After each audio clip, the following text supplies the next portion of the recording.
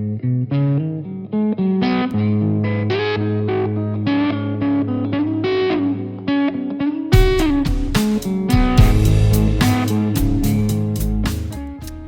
folks. It is Caleb here. Very much overdue, but I thought I would take a minute and go over my hunt with you guys. So for those of you that don't know, I was able to harvest on the 12th of this year an 11 point, and then a couple of minutes later a 10 point buck. So it was a sit of a lifetime for me thus far. Be a tough one to top, that's for sure. So I guess I'll lay down some of like the background, why I chose the spot, some of the strategy I had going into it and whatnot, and then get into the actual hunt itself. So my buddy Phil and I both knew that this section of the property was a bit of a hot spot for bucks, particularly the older ones. Like, they would just cruise through looking for does during the rut because it was a big bedding area with a bunch of scrapes and rubs just in this transition sort of between bedding and then heading off the hardwoods and eventually to a food destination. So we knew it was a good spot, sort of funnels them down in this area of the woods. And we had 2 stands in the area before, 2 double sets for filming. And I had been sitting for a bunch of days and had seen some nice bucks go into this one particular spot, which we didn't have a stand. And I told them I think we should move one of these over to this one specific tree. Sure enough, we ended up doing that. I had shot a doe, and we went to track her, and she ran off property, and we couldn't get permission to go after her a couple weeks prior. And when we did that, we decided to move the set because we were already in there making noise and disrupting that section of the woods. We may as well do both at the same time. So fast forward for probably about a month, from mid-October to mid-November, just 3 days before gun season opened, and I was really getting nervous whether I would tag one. I'd missed a couple opportunities, and I was just kind of down on myself about it. But anyhow, fast forward to the night of, and my dad actually told me before I left, he was like, I think you're going to tag out tonight. I was just like, yeah, whatever. It's a nice thing to say, but odds of that, probably pretty low. I mean, I'm bow hunting, so we'll see. But, I get out there, I get set up. And the way that this sets up, there is a river to my left, bedding directly in front of me, and then sort of this area with a bunch of scrapes and rubs to my right, and then hardwoods and ag behind me. So I'm set up in this spot, and I put my decoy out. I had my wind blowing directly towards the river, and I set up the buck so that if anything came in and they tried to scent check him, they would be about 20 yards in front of me and give me a nice shot. So I'm sitting. It'd been a good cold front, so I expected some movement. And been in the stand for maybe hour and a half, 2 hours. And it's 4:45, getting dark around 5:30, 5:45 this time of year. And these 4 does come in, and they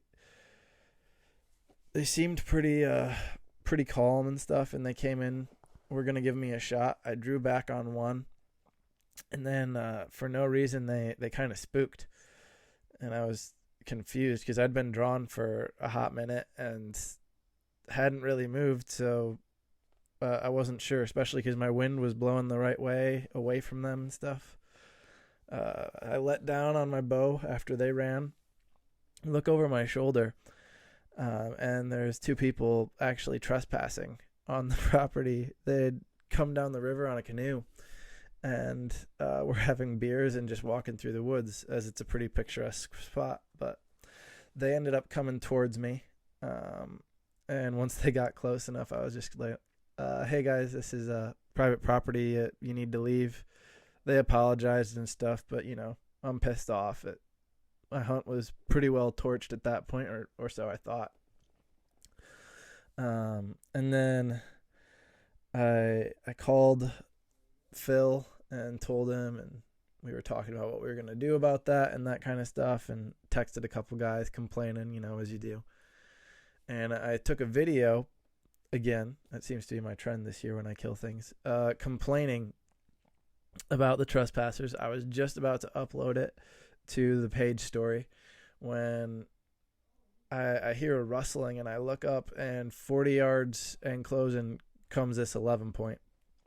So I got the camera set and stuff, and I'll roll a clip here of some of the footage that I got.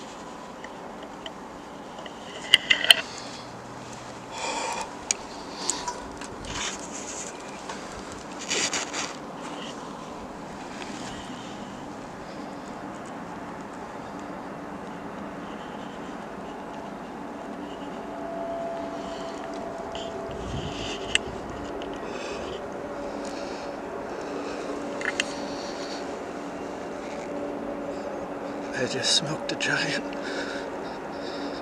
Yeah, literally right after the people left.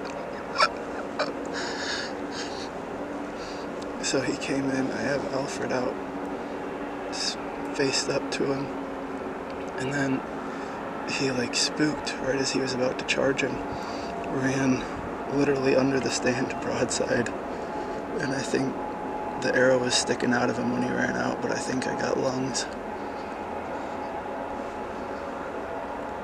10 point, I think. Thanks. I don't know if I don't think I got the shot on film because he just moved so quick at the end and I was already drawn. So I just leaned around the tree and shot. Yeah, I'm waiting till dark and then I'll check him out, see what the blood trail looks like. So as you can see, the first buck came in, pretty much read the script perfectly. Came in, I think when he sort of turned and freaked, he was at about 10 yards, maybe 8 yards. So he was real close and personal, coming in and coming directly to that decoy. I wasn't sure if he was coming in to fight him or if he had been just sort of walking head down and then looked up and was like, what is this? But in either case, he freaked out, ran to about 5 yards from the tree, and I sort of had to lean out the side and pull off an acrobatic shot, which I did, fortunately.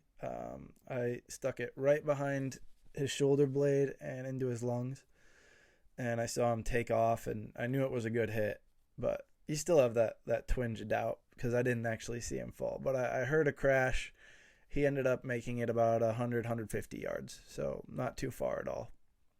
Probably died within a minute or so. So that happens. I call some buddies, text a few buddies, the classic, big buck down, and called my dad, told him I had just shot a really nice buck. So I'm there calling a buddy to get a car with 4-wheel drive out to make it a little easier to haul this buck out. And as I'm doing that, I look behind me because I heard of some rustling, and I see this buck coming in, almost beelining for my decoy. He's taking his time, but he's heading straight towards him. So it's a very still night. I grabbed my bow, knocked an arrow real quick because this was, again, 10 minutes in between. I had an arrow ready, but it wasn't on the string yet. So I quick put an arrow on the string as quietly as I can. And then he's coming in. I grab my camera, go to swivel it around the tree. And I don't know what happened, but the camera arm just like shattered. It was a disaster. So a piece of this metal just falls and clangs off my stand. Mind you, this is a pretty mature buck, about 20 yards when this happens. And so he looks over, he's like, well, I guess I'm going to dip out. So he turns to leave, and I just threw a last ditch effort. I was like, I'm going to snort wheeze at him. So I give him a snort wheeze. He turns and looks right at me, but I could tell he couldn't really see anything. He was kind of confused. And then he looked at the buck, and I think he was like, I guess that came from there. Oh, well, turned to leave again. And I hit him with another snort wheeze. And that time he decides, I'm going to circle downwind, use my nose, check this thing out. So if you recall, earlier I'd said I set up so that if he did that, I would have about a 20-yard chip shot, 15, 20 yards in there. So sure enough, he's moving to do that. He's taking his sweet time, though, and he's quartering to most of the time. And at this point, my camera was busted off, so I'm just drawn back. I'm ready, waiting for him to hit that first opening, and I'm going to send it. And then I'd been holding for about a minute and a half by the time he comes into a window I could shoot. And as I'm about to shoot, I just kind of lost some tension. And the cam's engaged a little bit and sort of moved my arm forward, and he looked up and he just sniped me in the tree. I could tell he was seconds before he was gone. So I drew back the rest of the way. My pin was already pretty much settled where I needed it. Double checked, shot. But because he was on such high alert, he ducked ridiculously low.